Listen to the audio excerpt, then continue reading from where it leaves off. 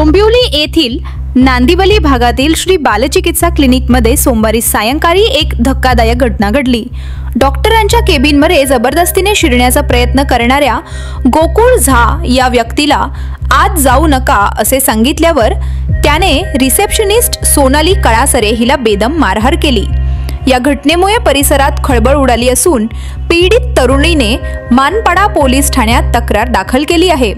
सोनाली कळासरे ही कल्याणच्या पिसवेली गावात राहते व डॉक्टर अनिकेत पालांडे यांच्या क्लिनिकमध्ये रिसेप्शनिस्ट म्हणून काम करते। ती सकाळी 10 ते दुपारी 2 आणि संध्याकाळी 6 ते 10 या वेळेत काम करते। सोमवारी सायंकाळी ती कामावर गेली असता डॉक्टर क्लिनिकमध्ये नव्हते, मात्र 4-5 रुग्ण डॉक्टरांची वाट पाहत बसले होते।